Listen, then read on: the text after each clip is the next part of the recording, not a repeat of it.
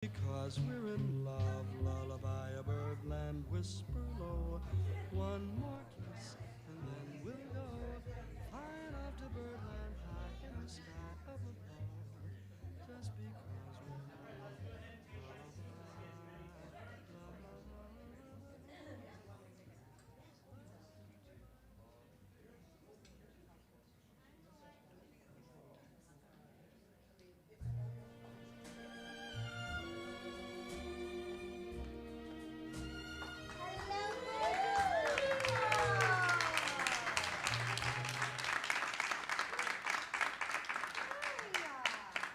I'm Ellie Dvorkin, Dunn. I'll be your host for this evening. Welcome to Know You Tell It.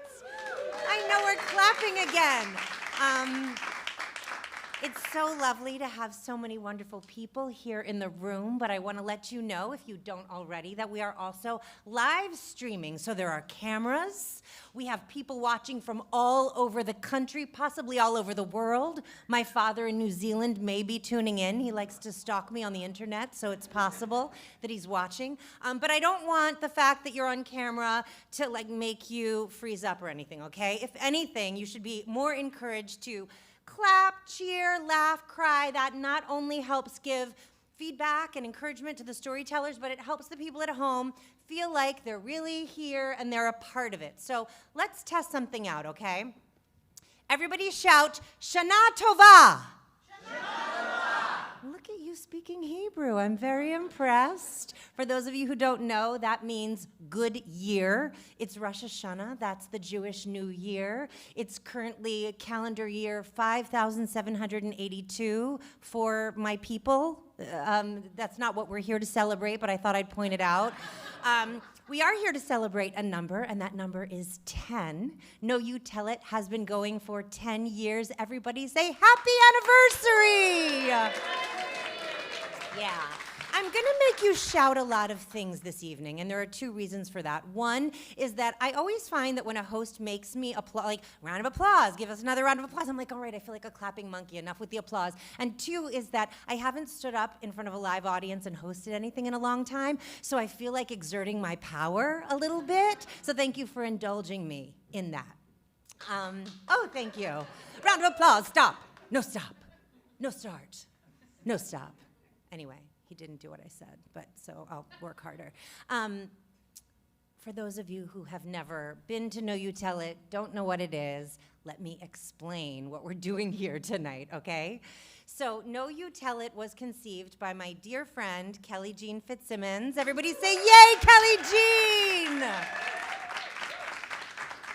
So this is how it works, okay? Kelly Jean, or a member of her team, comes up with a theme. In tonight's case, that theme is Punch Up. And she invites 4 storytellers to write a true story from their life inspired by that theme. And then we get together for 2 workshop sessions where the stories are read aloud and a group gives feedback that helps the writers revise their stories. But the catch is, nobody ever reads their own story out loud. Hence the name, Know You Tell It. Everybody say, oh, now I get it. Oh, now I get it. Thank you, my power feels exerted. So then, about a week before the actual show, we decide who's going to be paired with who, and those people swap stories, and they have a rehearsal with a coach. But these rehearsals are conducted in private. So what's so fantastic about what you're about to see tonight is that you're going to be watching a performer perform someone else's story, step into their shoes for the first time, and really want to do that story justice, and you'll be watching the writer of that story see their words performed by someone else for the first time. So I've been in the audience of this many times. I've also participated in it up here, but my favorite role is as an audience member, honestly, because I love to watch the face of the person who's experiencing their story being told and going back and forth. It's gorgeous. It's beautiful. All right, I'm going to keep talking. We have a few more housekeeping things. Tonight is very important for a multitude of reasons. As I said, this has been kept going for 10 years. Through the pandemic, I am going to ask for a round of applause because that's a huge achievement. We're celebrating the publishing of a 10-year anthology of a curated selection of story swaps that is available both in paperback and as an ebook. And the ebook is really cool because you can click on links that will take you to the podcast episodes that are recordings of the performances that took place live. So you'll be hearing more about the book and the ebook later. You'll have a chance to win a copy, and you're really going to want that because a story that I wrote is in there. So you'll extra want that. Tonight is also part of the Brooklyn Book Festival. This is our 4th event with them, so thank you to the Bookend Events Committee for including us. And another reason that it's important is we're continuing to build community by having Know You Tell It alums participate in unique ways. Here I am hosting. I've also directed a pairing of the stories, and we have Pachenda Bao here, who served as a guest story coach. She and I were part of a Know You Tell It that was also a Brooklyn Book Festival event back in 2019, which I call the before times. Like, I forget everything before a certain time, but that was an evening of comedians and poets swapping stories. So thank you, Chenda, for helping with all of the stories tonight. Okay, that was so much information. Now I'm going to ask for a little bit of very important audience participation. Please pull out your cell phones. You've all put them away. You've been very responsible. I'd like you to pull them out if you can. And the first thing I want you to do, I'm sure you've already done it because you're all responsible adults, but the first thing I'd like you to do is to silence them. Silence your cell phones. At this point, my mother, who has a funny accent, would go, I don't know how to do that. So if you don't know how to do it, turn to someone. You all know how to silence your cell phones. The second thing you can do is I'm giving you permission to open Instagram. Go to Instagram. My mother would say, I don't know that, I don't have Instagram. Go to Facebook if you're like 90, or Twitter, Friendster if you still have, we don't have that. But go look at Know You Tell It, look up Know You Tell It on Instagram, and if you haven't already followed us, please follow us on Instagram, and then we give you permission tonight. You can take pictures and tag us so that all your friends and people see how much fun and how wonderful this is, and maybe they'll come to the next one and they'll tell your friends, okay, their friends. The next thing, after you've done that, is please open your web browser. What's a web browser? Don't worry about it, Mom. You don't have to just stay on YouTube. Just watch it on the YouTube. Go to knowyoutellit.com. This is very important because right there on the homepage is the online program. We haven't handed you a paper program. We are saving paper and trees. We're from the future. It's the year 5782 in Jewish years. So there's the online program, and you can read all about the people who have participated tonight. And then I swear I'm going to call up the storytellers in 2 seconds. But right before I call them up, if you wanted to do one more thing, you could, I know you're sick of me talking already, but you could open up your podcast app and find this podcast called Circling the Drain.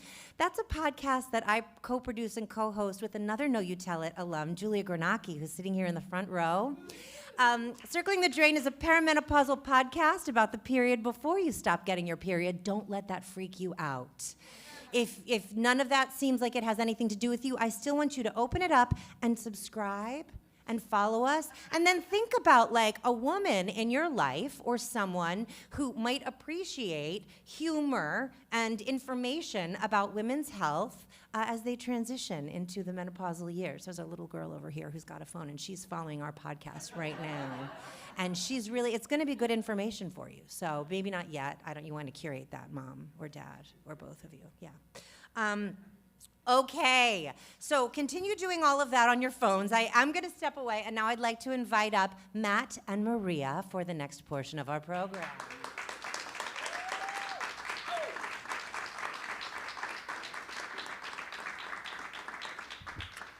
So here at Know You Tell It, we like to do a little, while Maria gets ready to read Matt's story, we like to do a little Q&A with the writer. And I also like to hear the writer's voice so that when the reader is performing their story, I can maybe imagine what they might sound like or what they might be thinking or something like that. Now, I was supposed to come up with questions, but I was so busy memorizing all that crap. I said before that I've turned to books that I bought for a road trip for my family. My son is young. He didn't want me to tell you all, but he's 8. So I have the kids' book of questions and Would You Rather. So I'm Okay. going to start with a question from the kids' book of questions, but I found one that can work for adults. So, Okay. Matt, if you could have a round-trip ride in a time machine and travel any distance into the past or future, where would you want to go? I would want to go back to the beginning of 2020. And I would like to make some investments. And then also warn some people of some things. So there's a couple contracts that I signed at the beginning of 2020 that I wish I could get the money back from. They were very, very good negotiators, let's put it that way. And yeah, I would like to have not spent that money. I think that's a really good answer. Thank you. Now I'm going to ask you a would you rather, just because it's so short and fun. Yeah. Would you rather, everyone think about this, kiss a fish that's been living in a radioactive pond or roll down a hill while hugging a porcupine? Radioactive pond. Absolutely. Show of hands for radioactive pond? Show of hands for porcupine? See, the people that chose porcupine chose wrong. Because a porcupine's spines will splinter and they become very hard to dislodge. So you are in for pain for a long time. Whereas a radioactive kiss, you know, just take some, what is it? Don't have to French kiss it. Thank you, Michelle. You know, you take some charcoal afterwards. You Right. absorb some of that radiation. The taste, also get that out. You'll be Just, fine. Matt, this is never going to you're never going to be given this choice in real life. I like to prepare. I'm glad you're prepared. Go back to 2020, think Yeah. about porcupines and radioactive fish. All right. Now, finally, we have our first set of stories directed by Kelly Jean Fitzsimmons. This is Confection Resolution by Matt Storrs, performed by Maria Rubio.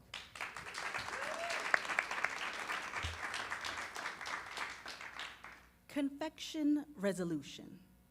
When I was a kid, I fought the same person multiple times. The first fight I remember us being in was in elementary school. Saying that I remember is somewhat inaccurate. I remember standing across from a skinny kid named Jordan. I remember him saying something about me being overweight. I remember a bunch of kids surrounding us. It was that clear, stereotypical fight scene from elementary school. But I don't remember what happened. I don't recall any punches or kicks. I don't recall either one of us hitting the ground. I feel like if I'd been victorious, I would have some memory. After the fight, nobody ever mentioned anything to me. I don't recall kids picking on me about losing the fight. They picked on me for my weight, but not for my lack of fighting skills. I kept going to school with Jordan, and we avoided each other. He grew taller and more athletic. He seemed comfortable in his body, becoming a star baseball player by high school. I'd go into sports too, but I'd be less comfortable in my body. Unaware of the width of my shoulders, I'd consistently run into door frames. When I got into the water, I sank. I didn't own jeans because I couldn't find any that would fit over my thighs. I was stocky. The next time we fought, we were in high school. It was our junior year in a study hall. Our attempts to avoid one another were foiled by the school's athletic director. Athletes were required to have a study hall once a week. In our study hall one day, we were asked to fill out Scantron sheets about our drug habits and those we saw around the school. Our school district was having problems with increased drug usage. Why they expected high school juniors to be honest, I'm not sure. My friends and I thought it would be hilarious to answer the most extreme answer to each question. We'd never so much as drank alcohol, let alone done anything else listed, yet we were going to skew the data. How often do you think about using drugs? The answers were never, sometimes, often, or all the time. We selected All the time. Do you often use multiple drugs at once? All the time.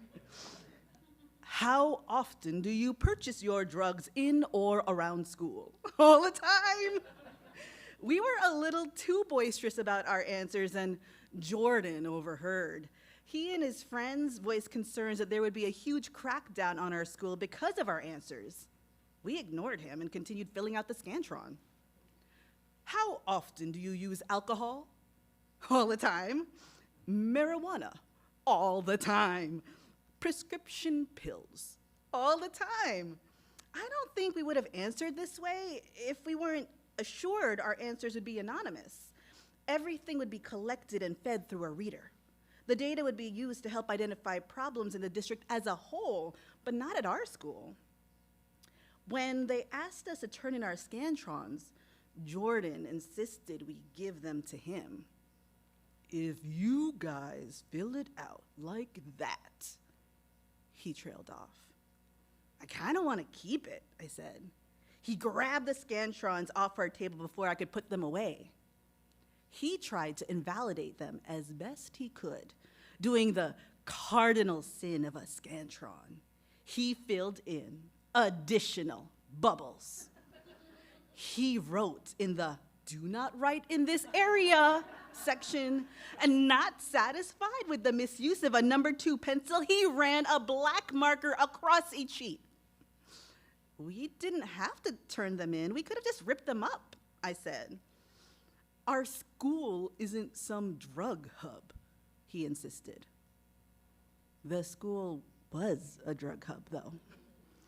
The school hired new security each semester I'd attended the school to combat the growing drug problem. Being unable to bust every user or dealer, threats of detention, suspension, and expulsion always loomed. That was, unless you were an athlete. Then your indiscretions would be referred to your coach. The coaches could dictate the punishment, and based on your skills, all would be forgotten. I learned later that Jordan smoked weed and sold it to some other athletes. He was worried he might be found out. Anytime there was the smallest altercation, security would be there to defuse the situation. The place security supervised most closely was the lunchroom. In addition to multiple guards walking between the tables, they installed a camera above one of the overhead lights. The camera was conspicuously placed in a light bulb package that just happened to remain above the overhead light despite students' attempts to dislodge it with whatever they could throw at it. I was one of those kids that walked around campus saying, "Hello," to different people. I ran for student government without actually running. My primary location was in the lunchroom. Our lunch tables were long and in 4 sections where 8 people could sit on each side. I sat at the jock table, but at the second section. The first section, closest to the doors of the lunchroom, was set for the most popular and wealthy jocks. My section was a set of in-betweeners. We told stoner jokes, talked about comics and the movies we loved. That's not to say we didn't do stereotypically dumb things. For instance, one day we'd gotten our hands on Harry Potter jelly beans.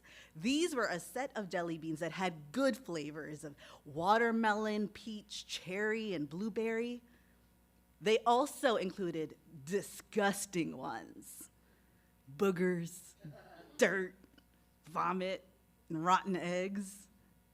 We devised a game. Someone took out their daily medication organizer and secretly filled each day with 3 good flavors and 3 bad flavors, kind of like jelly bean Russian roulette. We played, each of us taking 1 jelly bean at a time. 3 of us were happy and 3 of us regretted our choices. We kept track of what each jelly bean was. It was disgusting, but so much fun. The first segment of the table was also playing a game. It was the one where you flip a water bottle into the air, trying to get it to land right side up. Less creative, but they seemed to be having fun. They would cheer anytime someone was successful. Jordan decided to play. He flipped the water bottle into the air a few feet. It came down right side up. They cheered, but he could do better. This time, he tossed it high into the air, but with too much force. It hit the ceiling, ricocheting off the unmovable hidden camera, landing right between me and my friend Simon. The bottle opened and drenched us. Simon looked at me and asked, "Matt, are we gonna do this?" I hesitated. Upset and angry at my delayed response, he stood and began walking to the first section of the table. I followed him. Yet again, Jordan had made my life more difficult. If the water had just landed on me, I could have passed it off, but I couldn't hide with Simon so upset. This time, I was actually going to need to do something. It was going to be a rematch people didn't remember they wanted. What happens when the stocky and nerdy jock meets the tall and popular jock? We were gonna find out. After the sound of the bottle crashing, kids at our table, other tables turned their heads. Some of the rich jocks stood up. Soon, other tables cleared and kids gathered around us. Security guards pushed through the crowd knowing something was about to happen. 3 security guards, including the head security guard, intercepted us. "You need to apologize," the head guard demanded. Jordan refused and explained it was a mistake. The security guard asked us what we wanted to do. He offered detention. The thing was, Jordan was a baseball player. He wasn't going to get detention because that would be during practice.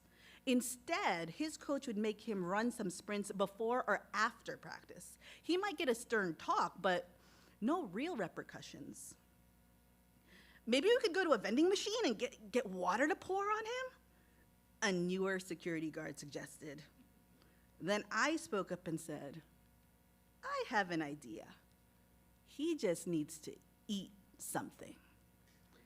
I went back to my side of the table. I collected the worst tasting jelly beans.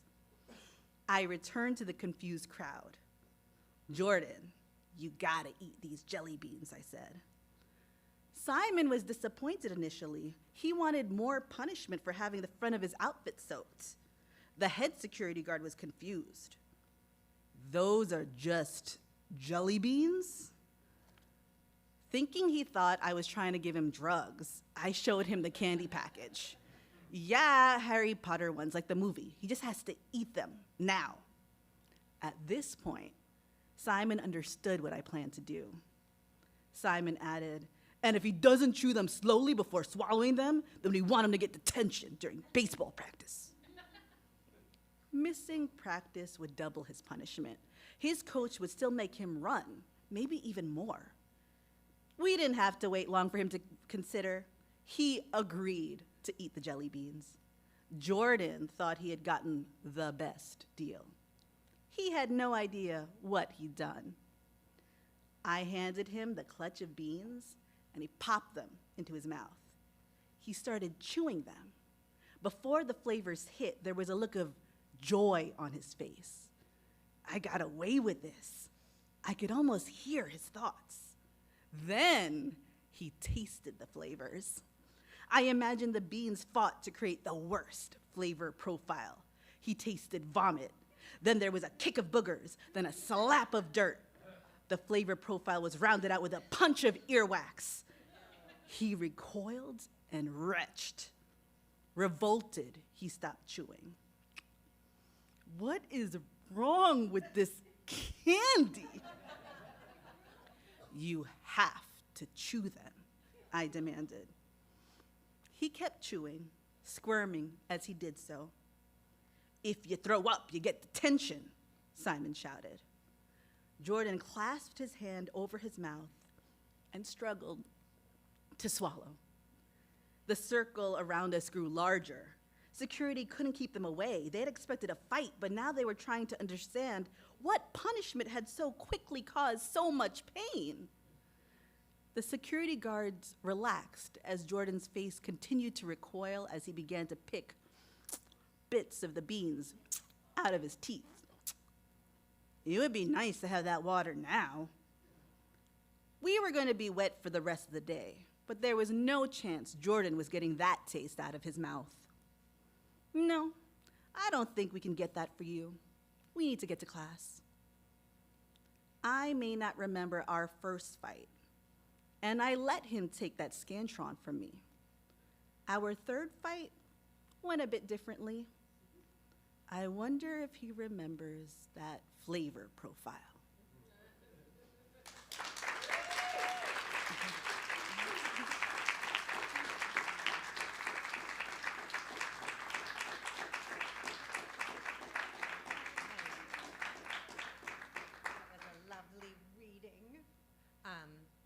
Now, while Matt gets all cozy, we're going to interview Maria. Okay. You now know the books, so you're very excited. Or not. Very excited, yes. Okay, Grav, you're very excited. Yes, Highly. absolutely. I see it on your face. Absolutely. All right. The question is, of all the nice things someone could truthfully say about you, which one would make you feel the best? Oh my goodness.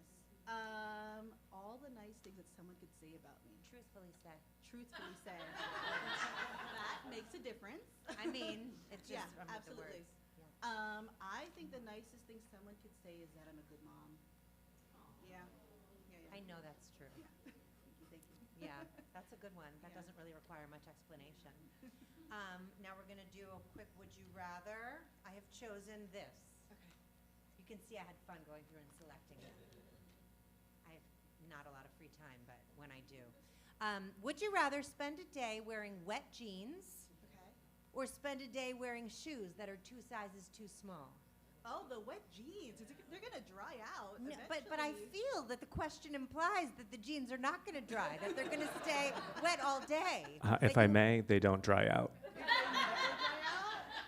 No, but I couldn't do the shoes. I feel like the shoes would squeeze my feet and I wouldn't be able to do anything all day. Right. But with wet pants, with wet jeans, You could I deal. could figure it out. Yeah. All right. I'll make it a style. Show of hands for the jeans. Yeah. Show of hands for the shoes. All right, we're pretty, we got just a few shoes. Okay, I like this. This is fun for me. Thank you for indulging. And now we have The Great Unknowns, written by Maria Rubio and performed by Matt Storrs.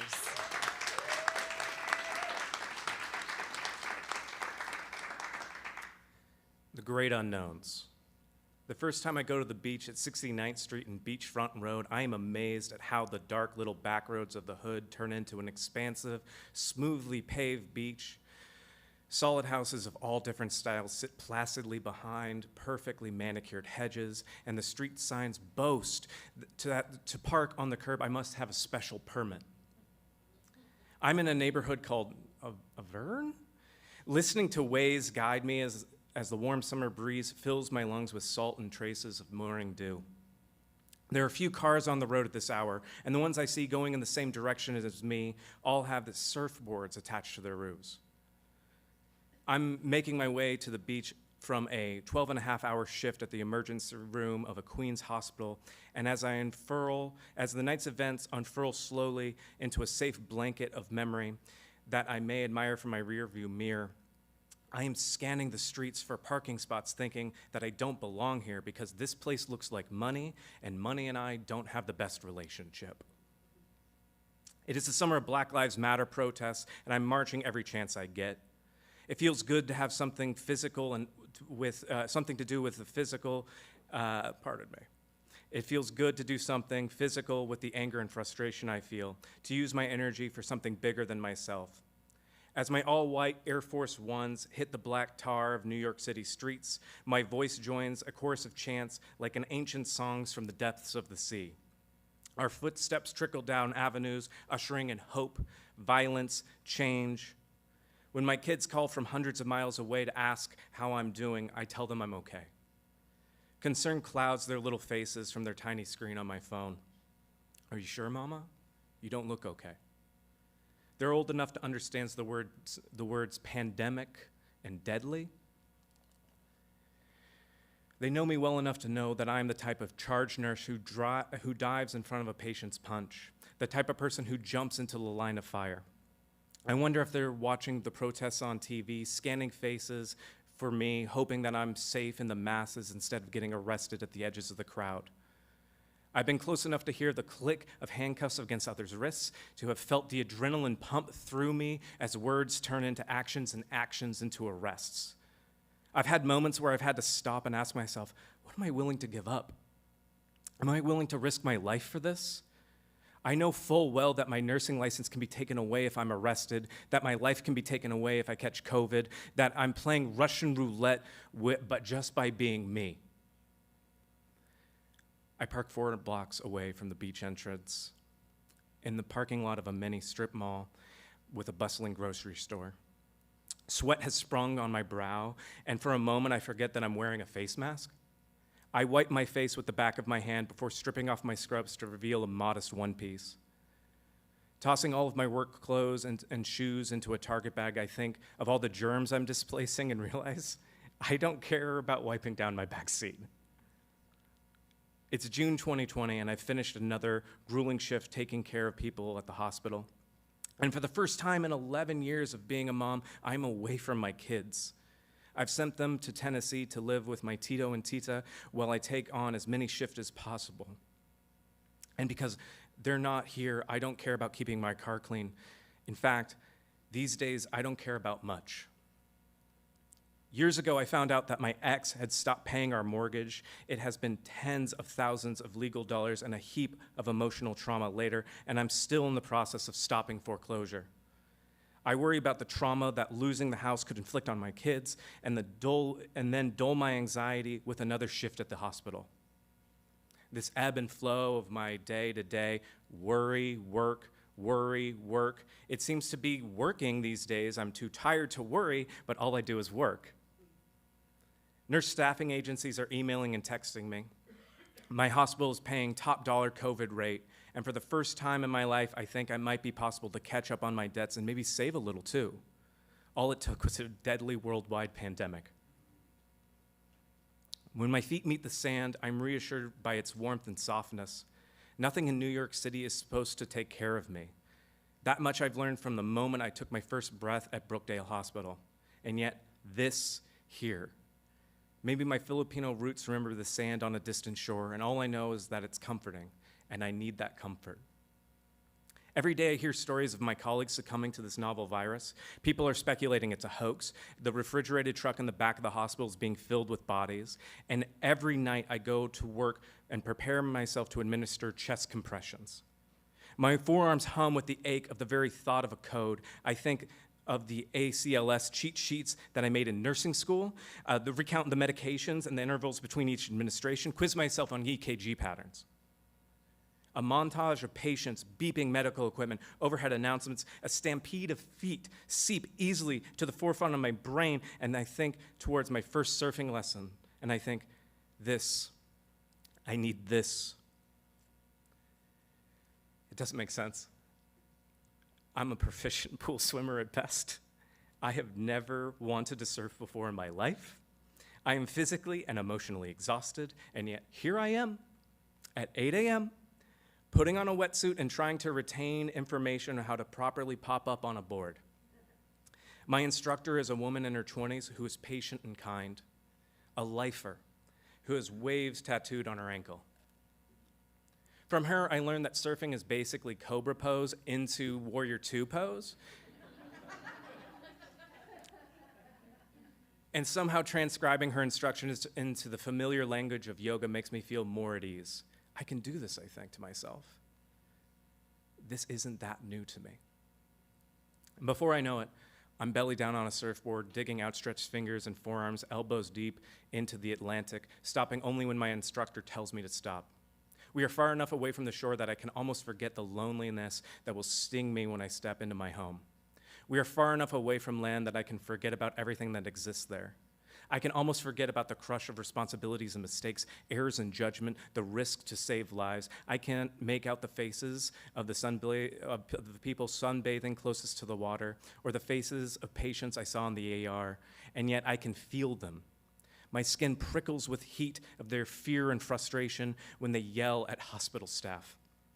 I can sense the blaze of embarrassment pumping blood to the surface of their cheeks in the angsty corridors of every unit. The din of enraged complaints melts into a crash of waves surrounding me. It's unclear what everyone's mad at. Are the patients mad at staff? Are they frustrated with the hospital? Are they beat down by life? Or is it something or someone else entirely? Burnout is real in both sides of the hospital-issued ID. I think of my colleagues so tired and overworked, some lashing back out in frustration. I think of my mother, a retired nurse who had a treasure trove of stories of abuse from patients, a woman too kind to retell these tales and instigate emotional response.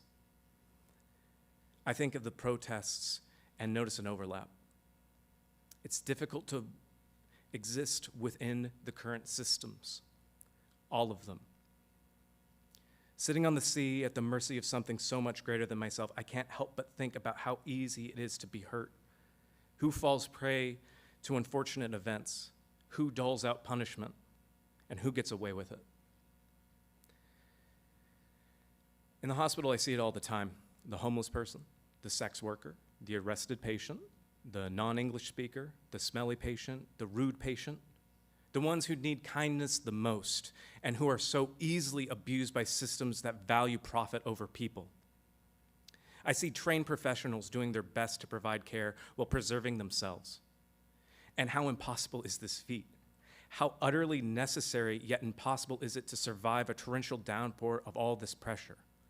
The lives seeking assistance, the souls needing care. Where else in America can you go at any time, day or night? Ask strangers to care for you and expect that need to be met. My instructor tells me to paddle out, and I see a line of surfers who had been patiently waiting out in the water and are now belly down on their boards, skillfully threading their arms in the frenzied current. I frantically mimic the behavior, and the water and adrenaline rush to my head, and I hear my instructor yell, "Pop up!" And my Cobra Bros miraculously jumps into Warrior 2 pose, and yes, I'm doing it. My feet planted solidly as my torso navigates propulsion of force whose magnitude is overwhelming.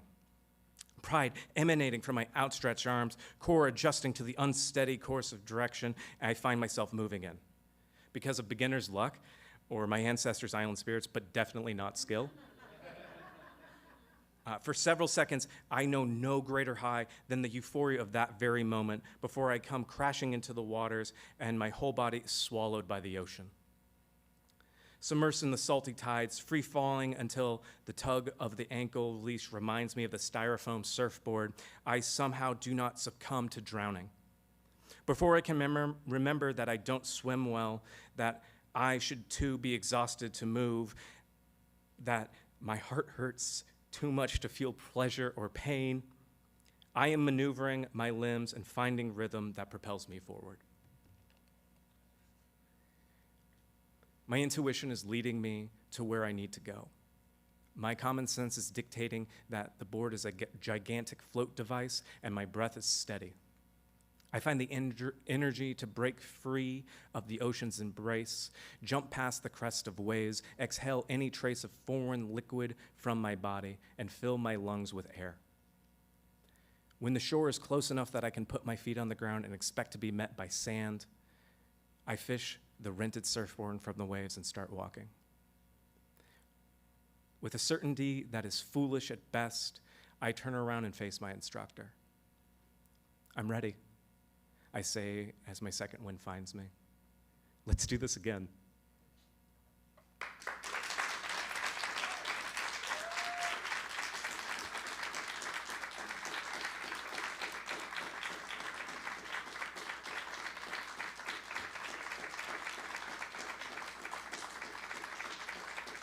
That was pretty fantastic. Now I would like to invite up our next pairing. Please join us, Aida Zilelian and Jenn Wehrung.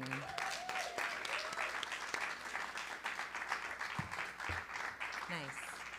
Yeah, you remember. Earlier, during the rehearsal portion of the evening, Jenn and I had a very fascinating discussion about camel toe, but we will not be continuing that discussion now. It did start with boobs. Boobs to And camel then toe. so- It's a natural progression. Normal. That's for another show. Maybe we'll curate that. Take that on the road. Yeah, I think that's a great or not idea. We'll workshop it. Jenn Wehrung, Yes. when was the last time you did something for a stranger just to be nice, and what did you do?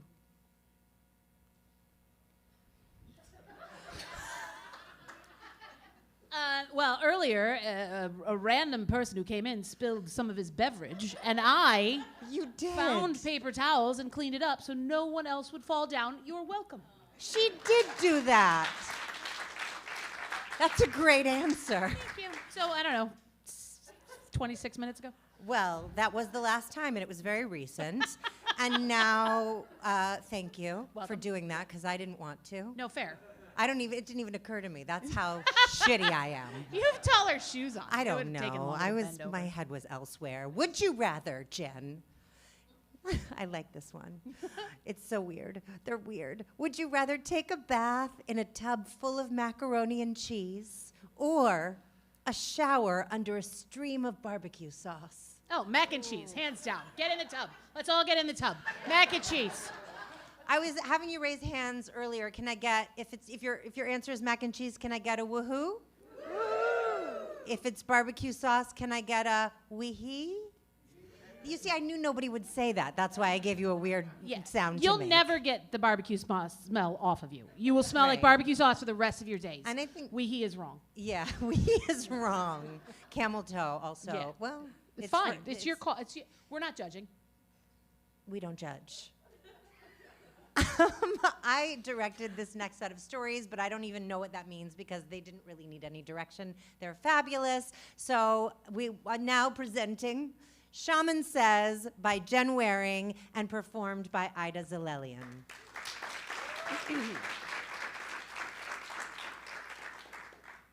Shaman says, something needed to change. Anything. Everything. Saturday night was just another shitty cocktail in a plastic cup served with frozen chicken wings warmed on a Foreman grill. A surefire way to get no tip and salmonella.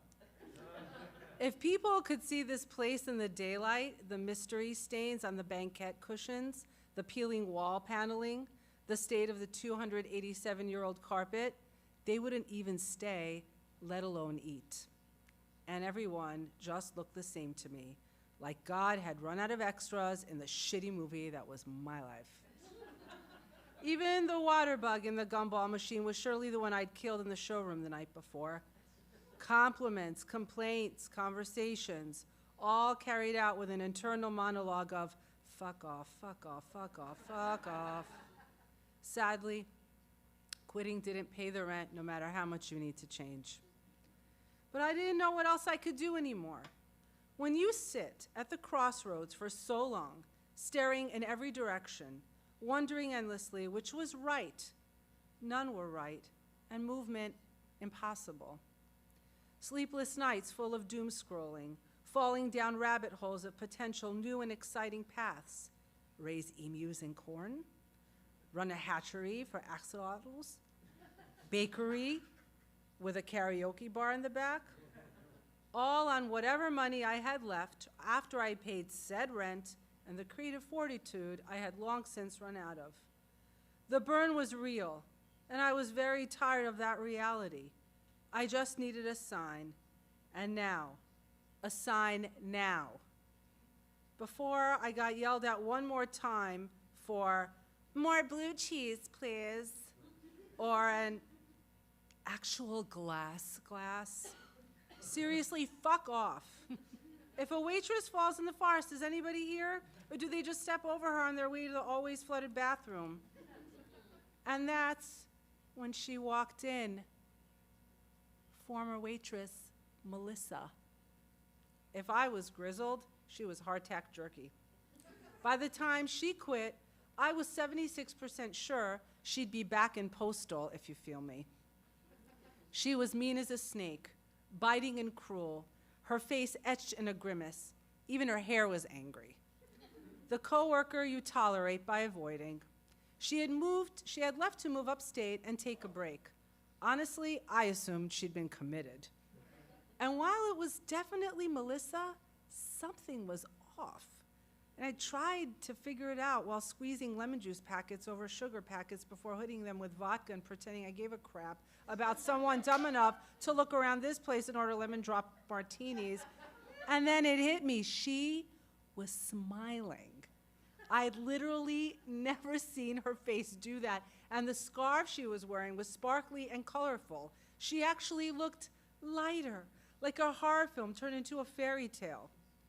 Suddenly, that crossroads I'd been sitting on got 100 times more uncomfortable.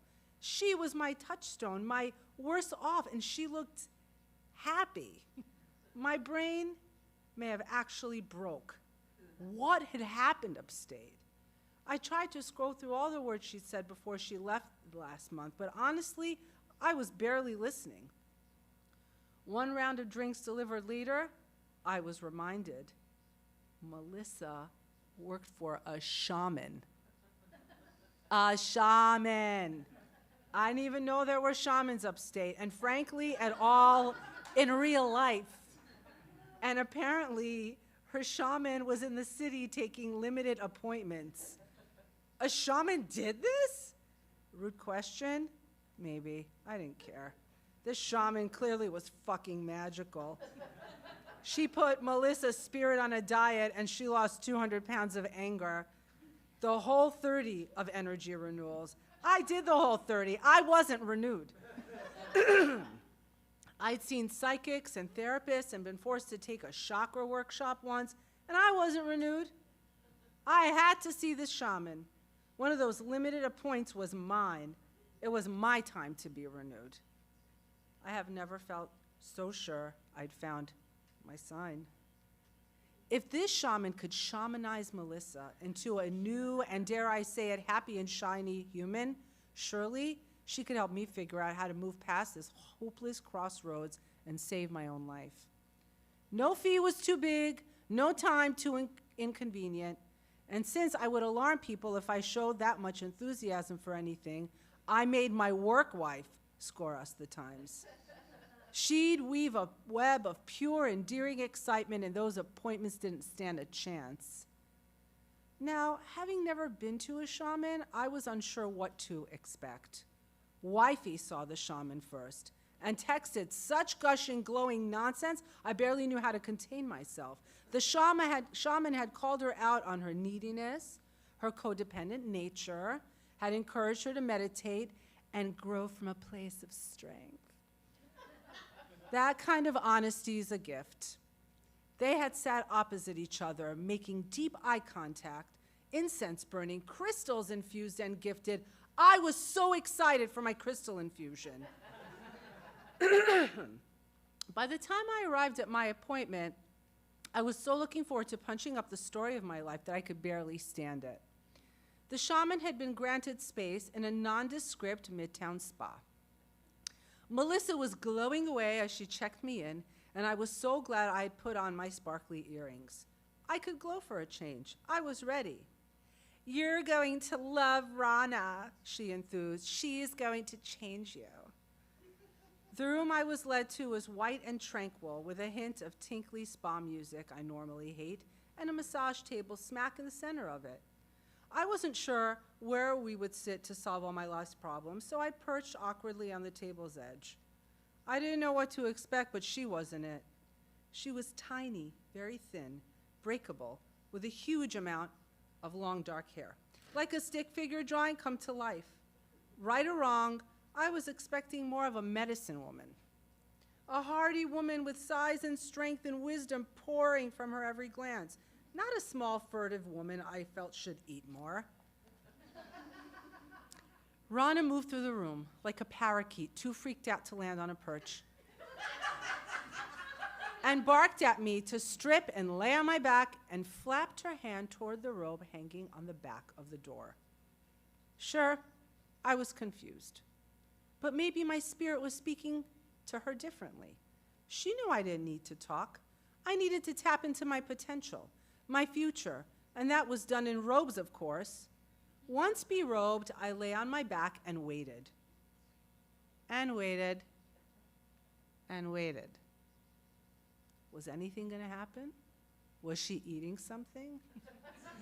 Sitting in my own silence is not something I do well, as my darkest thoughts take advantage quickly, and I get lost in negative town. Population 1, 0 sparkle. And seriously, this music could fuck off. Do people really find this relaxing? Rana came in with such force and purpose that my heart stopped. She stopped the music, heaven, dimmed the lights, circled me twice, paused to run her fingers through my hair, gathering it, extending it, tugging it. I was breathless, excited. I was a little turned on because, frankly, it had been a while. I heard her ragged inhale and found myself doing the same. She stepped to my right, her long hair brushing my shoulder, and aggressively, with excessive force and venom, dragged her knuckles down either side of my left arm, shouting, "Hoo-wee!" and ran out of the room. I lay there, stunned, rubbing my arm to soothe the pain from the world's sharpest knuckles, wondering if she was part Wolverine. This wasn't what my work wife went through. She totally would have mentioned this. Hell, even Melissa should have mentioned this. Also, where had Rana gone? I once swam with dolphins while I was a nanny. We had to swim to the middle of this man-made lake and tread water with our arms in front of us in an open circle. It felt like you were treading forever when out of nowhere you felt a huge rush of pressure starting below your feet, and suddenly a dolphin appeared in your arm circle while you squealed with delight, but also almost drowned. That was how the shaman came back in the room. She forced herself into my space, made no eye contact, offered no explanation, and then aggressively knuckled my left leg from the top of my thigh to my ankle, threw up her hands with another, "Hoo-wee!" and ran out. I did not squeal with delight. I couldn't imagine this is what had elated Melissa, made her look like she had found her purpose, her calling. My work wife got an attitude check, not a physical injury. I was sure I had full-length knuckle bruising, and I was definitely not fucking lighter. As she entered the room for the third time, I was ready for some explanation. "Rana," I said, "is this your norm?" Shh, she shushed me. She massaged my remaining limbs, firmly but without excessive pain. She looked thoughtful, focused. She put her hair in my hands, exhaled with a normal volume, "Hoo-wee." I felt the stirrings of a peace. Finally, we were getting somewhere. "You have a weight you need lifted," she said. "A weight holding you back," she murmured as she came back to my side. Tears gathered in the corners of my eyes, hundreds of pounds of failed auditions, shards from my broken heart gathered in my body as a million voices mocked, "Oh, you're still just a waitress?" in my head. I felt the lightness I saw in Melissa. I felt the page turning on the script of my life. I saw the sign God hung for new extras, and then she put her hands on my belly and grabbed hard. There is no one anywhere of any size who wants their belly grabbed. This was the height of aggression. "This weight is because of your mother. You keep her needs away by staying fat." No. Knuckles run down my right arm. I flinched in pain and pulled my arm away before she got past my elbow. "You're angry at your father. It's why it hurts." Wrong. She moved to my feet and knuckled from heel to toe on both sides and shouted, "Hoo-wee!" and left. Again. Bitch. But I'd had enough. This time, my inner monologue was a very outer fuck off. I got up and grabbed my phone. 45 minutes had passed. Took that as a sign to get dressed. Took the fact that Rana hadn't come back as a sign I was correct. My emotions were running the gamut from anger to fury. I felt like I'd been robbed, cheated of the better story arc my character was supposed to get. I've never felt more right about anything than I felt about leaving. I barely smiled at Melissa. I stared at the other folks waiting, and of course, I still tipped, but I was not happy about it. Shaman my ass. Melissa got a lobotomy and a desk job upstate. Outside, once again, I took the hugest breath and shouted, "Hoo-wee!" and burst out laughing. What a crock. I knew what I needed to do, quit this shitty job, make a choice, and just take one step, hit a stage, and call my mom. She'd be thrilled to find out it was her fault. And I was heavy and was mad at my dad. Maybe the shaman wasn't the answer I wanted, but she was an answer. I'd never been more motivated to try something else. And honestly, isn't that all I was looking for anyway?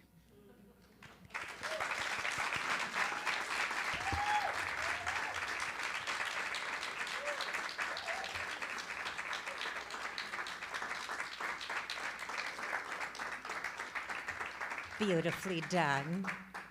Woo-wee! While Jenn gets all settled, it's time for your question, Aida. Are you ready? I'm ready. All right. Aida Zilelian, what is your biggest fear? And how would your life be different if suddenly you weren't afraid of this anymore? It's like you can't say shamans. Or you can, if that's true. You caught me so off guard, I have to actually answer this honestly, because Oh, I can't great. scramble for a nonsense answer. I guess my biggest fear in life would be failure, and what would happen if I... How would your life be different if you weren't afraid of this anymore? I wouldn't succeed at anything. So being afraid to fail is what makes you push through and succeed. Correct. That's fucking inspiring. Thank you, Aida. I like it. But now a would you rather, which is really what we all want to hear about. All right, this is the last one. Don't be sad. You're sad. You're my friend, and I own this book, so it could be never ending. Never ending would you rather. Always mac and All cheese. day. Just eat your way out of it. I would eat my way out of it. It's so much gluten. That's a weird thing to say. Would you rather? I had a discussion with Jenn earlier about feeling feral. Like when it's your first time, like since COVID, this is really my first time, like in front of people under lights. So I'm sorry if I've made you uncomfortable at any moment this evening. Aida, would you rather live in the apartment below professional yodelers or live in the apartment below the drummer for a heavy metal band? A heavy metal band, 100%. No hesitation. No one, 100%. Let's go back to hand raising because it's calmer. Yodelers? Yeah. Heavy metal band. We're about 50-50 on that one. All right. Whoever meets us at the bar later, we can discuss this deeply. And now you will be hearing one final lesson by Aida Zilelian and performed by Jenn Wehrung.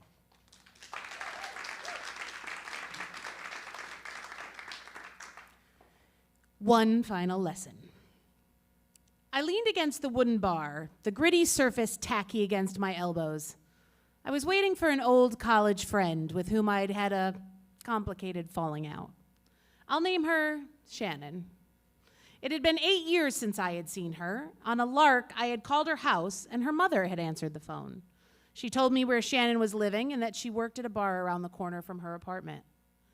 The bar was more of an extension of an old cheap motel, notorious for illicit rendezvous, where people met before stealing away for a quick thrill. It wasn't at all where I thought Shannon would be working after graduating from college. Shannon, who could quote pages from our favorite Salinger book, Franny and Zoe, who could explain existentialism while throwing together the perfect ensemble for a late night of drinking and eating disco fries at our favorite diner. It was who she had been when it was just the two of us. I wondered how little or how much Shannon had changed, and I thought of the person I was nearly 10 years ago.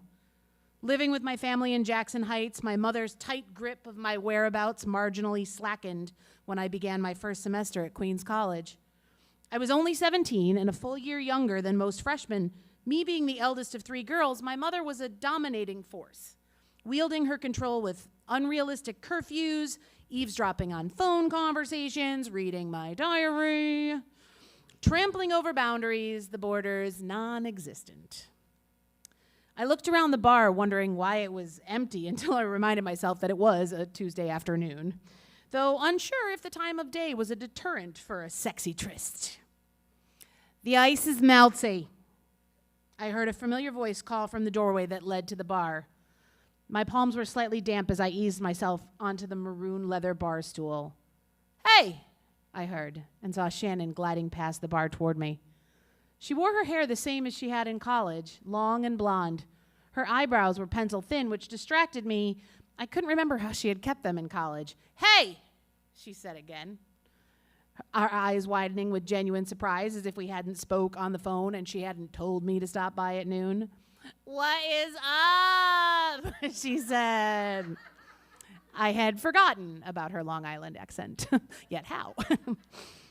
She was wearing so much patchouli that I would smell it on my clothes on the drive back to my apartment.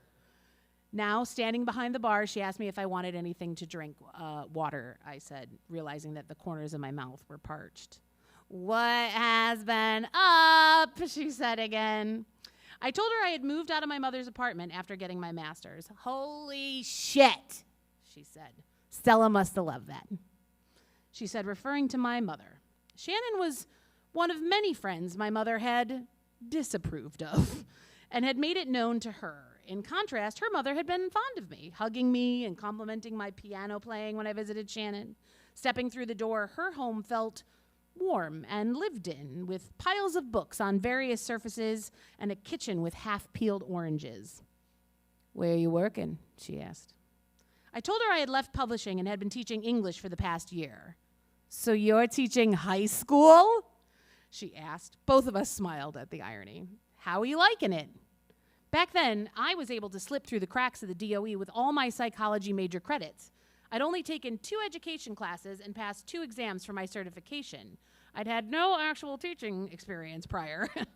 I told her I was sure the principal had hired me because I had my master's in creative writing, which I had pursued on a lark. "I really should go back and finish my writing master's," she said. "I have like 10 credits left or something. I've been here for like 2 years, but I have to get my shit together. My mother's been on my ass." I encouraged her, pointing out that she probably could pull it off in 1 semester with her flexible hours. We made plans for dinner the following week. As I drove home, I felt a sense of hope for a new friendship, the friendship we were meant to have without the complications that had weighed us down as adolescents. My mother's over-involvement, for one, and an awful boy. That's what it had boiled down to upon looking back. We had fallen for a boy who ultimately chose me over Shannon, yet she'd had the freedom of no rules, and I'd been bound to my house. After they disconnected from me, they continued their relationship, which ultimately became destructive, I heard from acquaintances. I didn't allow my mind to drift to the painful memories of Shannon's ploys to win him over, or what she did when it all fell apart. He had brought out the worst in her. She was level-headed now, clear-eyed. When I walked into the teacher center in September, a room filled with familiar faces welcomed me back. We exchanged stories of what we had done over the summer. Someone mentioned that there was a new hire in our department. Before I could ask, I saw Shannon at the far end of the hallway. It was jarring to see her as she slowly made her way down the hall reading room numbers. "I thought I'd surprise you," she said when she saw me. We had seen each other several times over the summer. Never had she mentioned to me that she was applying for certification. It would dawn on me later that the reason for all her detailed questions about my school and the principal and how I had secured a teaching position. As the weeks passed, I would arrive to school to find Shannon sitting with the same colleagues I had become friendly with the year prior. Upon seeing me, Shannon would nod in my direction. "What's up?" she would ask. A rhetorical question that I learned to ignore, puzzled by how comfortable she had gotten so quickly. My friends commented on how clever and cool Shannon was, asking me about our friendship in college, to which I replied with vague answers. They mentioned hangouts outside of work that I wasn't invited to, wondering why I didn't know about plans. One afternoon, as I walked out of the gym, I saw Shannon climb on a treadmill. Unbeknownst to me, she had joined my gym. And that's when I realized what I had gotten myself into. I left feeling an unshakable dread.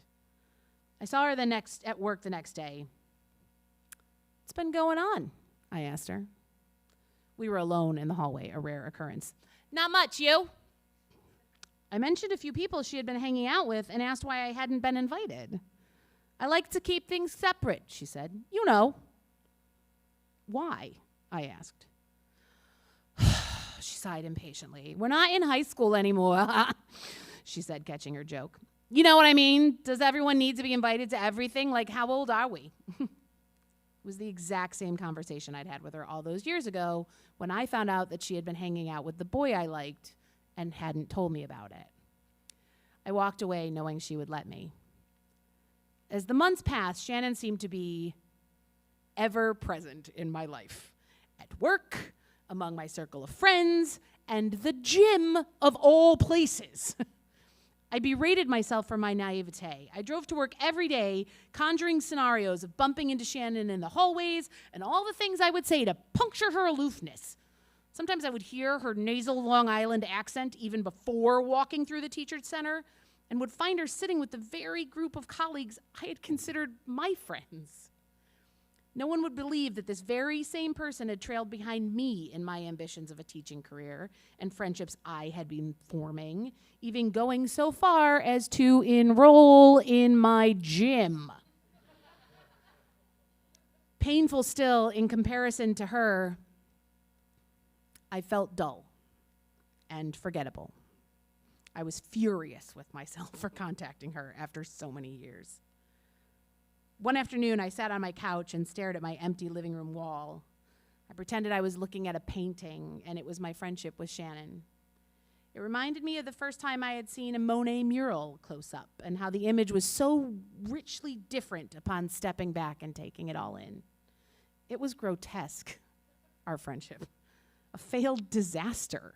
It would always be. It festered with teen movie drama of betrayal, lost innocence, and desertion. After all that time, I finally let myself remember. Alex was his name. He was reckless, dangerous. I had confused him with the lovable rebel teens of John Hughes movies. All three of us were friends, and both Shannon and I had become infatuated with him. One afternoon, he pulled me aside, confessing how much he liked me, wanted to date me, without Shannon's reaction confounding a relationship between he and I. Knowing I couldn't contend with my mother's intense dislike towards him, I had to say no. The trouble wouldn't be worth it.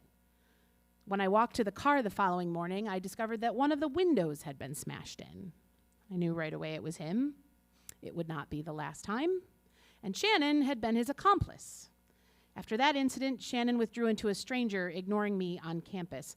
All these moments unfurled, one overlapping into the next like a horror show. She and Alec walking past me on campus and him spitting in my face, unprovoked. My phone ringing persistently at odd hours of the night and being hung up on over and over. Finding all the tires of my car deflated one afternoon when classes had been canceled because of a coming winter storm. I ran into Shannon a year later during one of their falling outs, and she offered a sheepish apology and walked away. Years later, I would Google his name and find that he had been arrested for a string of burglaries and was serving time at Rikers. During the time Shannon infiltrated my life, I had been writing short stories. I came across an anthology accepting young adult submissions. It compelled me to write my first YA short story. I wrote from the perspective of an angry teen and her fractured friendship with her best friend, a vapid, sly girl who nearly gets away with a cleverly devised betrayal. At the end of the story, both characters are at a party where the narrator reveals her enemy's true nature and proceeds to beat her to the ground. I did little to conceal the enemy's name, changing Shannon's name to Sherry. I felt in control for once, using my words as I intended, wrestling my chaotic thoughts into coherent, powerful moments. To my complete shock, I received a notification of acceptance. When the story was published, I sent out an email blast with the link to the story. In my usual self-deprecating fashion, it had not occurred to me that anyone would actually read it. But they did. I was approached by colleagues at school congratulating me, and yet I was still unaware of the transparency of my story until one afternoon. The English department was sitting through a professional development meeting, and as luck would have it, I ended up sitting next to Shannon. I felt her eyeing me, the frost of her gaze palpable. She turned to me in the middle of the meeting and half smiled at me, her lips quivering. I knew her well enough to know that it was not a smile, but a glint of rage. Shannon, I said, after the meeting had ended, I sensed she was lingering for the space to clear as I had. You wrote a fucking story about me? She nearly shouted. I didn't mean for anyone to read it. Bullshit! She yelled. I looked at her red, sputtering face, and remembered one of the lines from the story. She has long blonde hair, and sometimes I have fantasies about wrapping that thick mane of her hair around her neck and strangling her until her face turns blue. I wanted to laugh. I told my mother, and she couldn't believe you would do that. Then she read it, my sister read it, and so did my brother-in-law. As if that was proof of my guilt. You beat the shit out of me, she yelled again. As if she had actually suffered her character's ass beating. I froze in disbelief. I couldn't believe she was upset. I really didn't think anyone would read it, I said. And I wasn't lying. But after all she knew she had done to me, I guessed she wouldn't believe me. Then why did you send the email in the first place? She asked. As a notification, I said. I mean, who takes the time to read the English department? She said. They're on my mailing list because I used to be friends with some of them. She paused. You've said and done whatever you liked, Shannon, I said. I guess it was my turn. After she left the room, I wished I had remembered to ask her if she liked the title. I thought it was pretty good. It's called The Festering.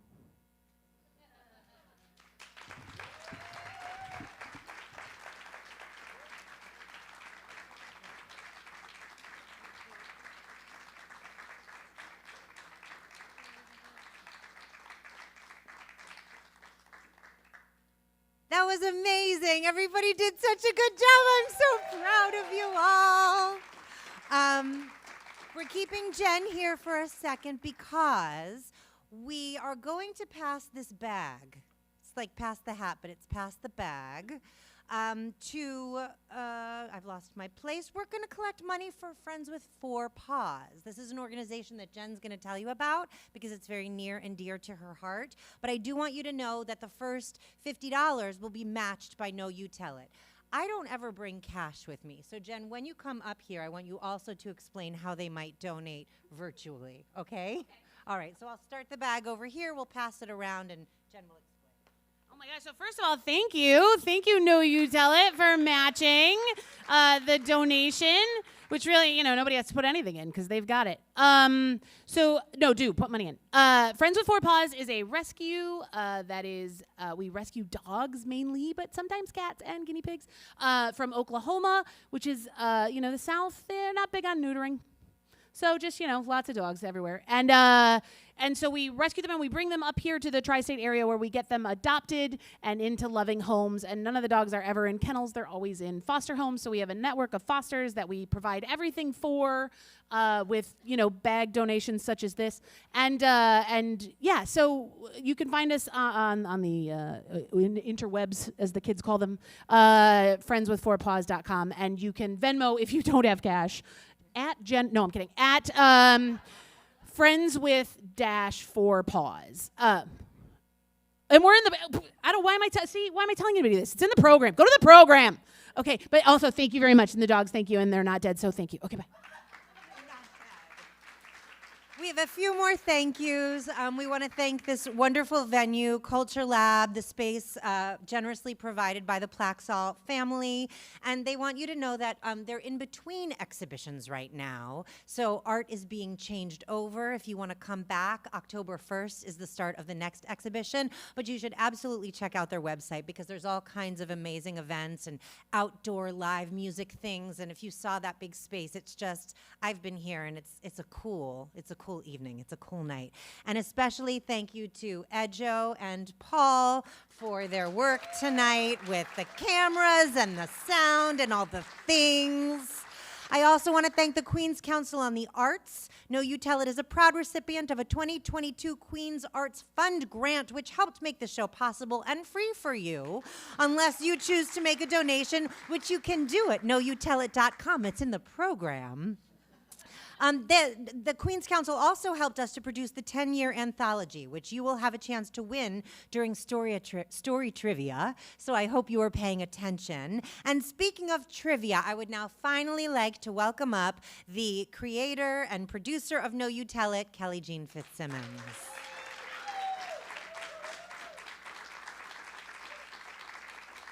So many thank yous. We definitely have to thank Ellie, Dvorkin, Dunn for that amazing job hosting. I have the prizes here. First, I want to put a date in your mind. November 9th, 2021. That is when I went out to have tacos with Marcos here. And Marcos very casually said to me, "You should do a 10-year anthology.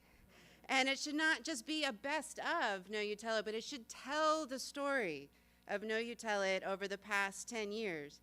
And I am both extremely grateful, and I have rued that taco day many a time. But being here tonight, the gratefulness very much outweighs there was a lot of rue as well. But because we have the real life books here, and one of the only reasons I ever hesitated to do an anthology, I'm going to quote Jenn Wehrung a lot, so get ready for the first one here, is that I love all my children equally, and I didn't know how to ever pick. I mean, you just saw the amazing stories tonight. How do we pick out of the last 10 years? But what we ended up doing is, as Marcos suggested, over tacos, and then, then it was up to me. But so we, me, myself, Tim Lindner, who's here, Erica Iverson, Mike Dressel, some of the storytellers like Jeff Wills, we all wrote introductions that kind of explain why these certain stories stuck in our mind, how this, these story swaps represented the, how do you start from nothing, right? And end up creating a series that lasts 10 years, that lasts through a pandemic, that there's so many familiar faces here for it. So I'm very excited to give some books away tonight. And Tim, just stand up in your seat because you can't move because you got to take pictures, right? We're always putting you to work. So congratulate Tim here, it's a big reason.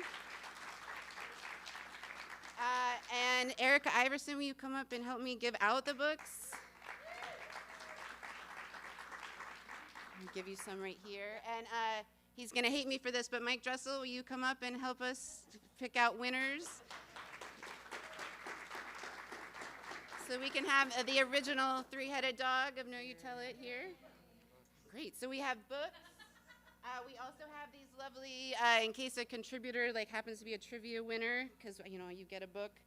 We have these tote bags, these Friends with 4 Paws tote bags that Jenn donated. I also want to point out, this is just the Jenn show all of a sudden, but I do love you. On the very back, because I wish everybody is in the anthology in a way, right? Like we have everyone that's ever come to the show, all of our storytellers, all of your supporters, even down to the tiniest detail, like our little catch line, nothing informs your story, like hearing someone else perform your story.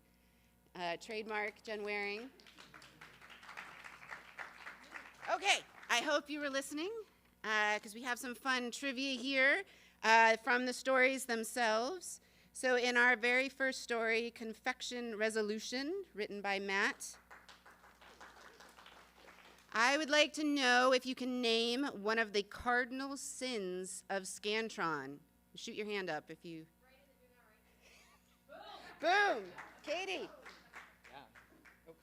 Or whoever wants to even... I pointed though. I'll be faster next time. You be a little... Oh, I've always wanted a book elf. No. Fill in the blanks. The game The In-Betweeners, played with Harry Potter jelly beans, was a kind of like a jelly bean. Nice.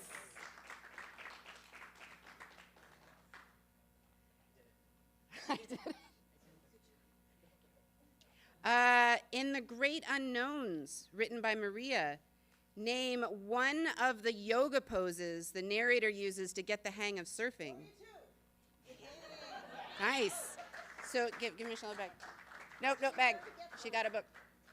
Then you don't get 2 books. Okay, well, I will work that out after. Okay, the narrator is playing Russian roulette just by being what? In The Great Unknowns. Yes.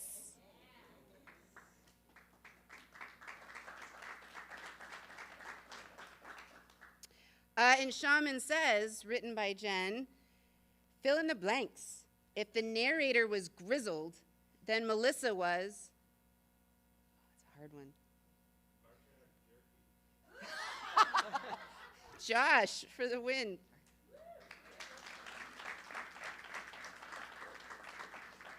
And now, what is the population of Negative Town?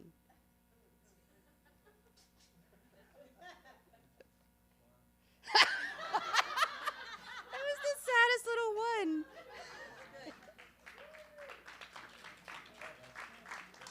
All right, and our final story, one final lesson. What is the narrator's and Shannon's favorite Salinger book?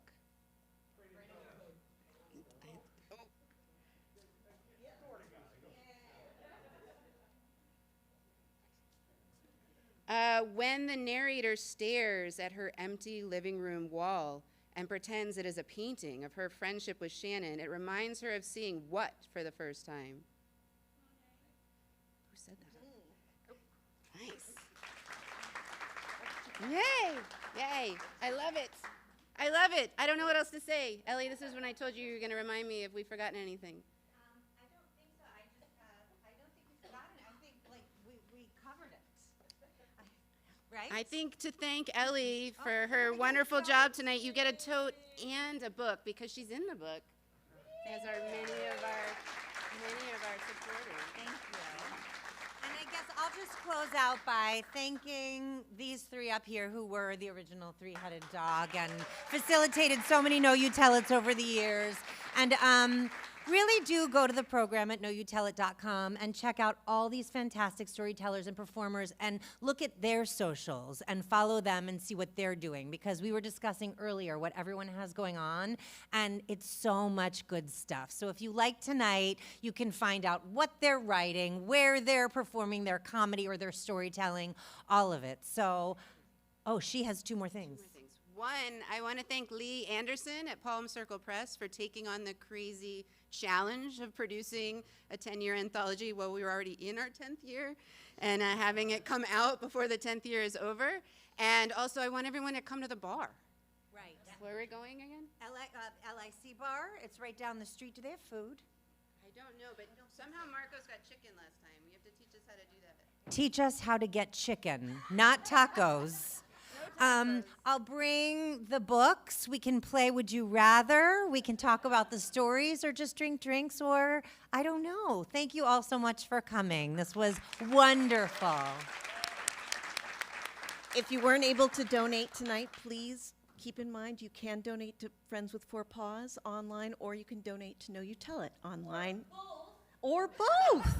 We'd be so grateful. Thank you so much for coming.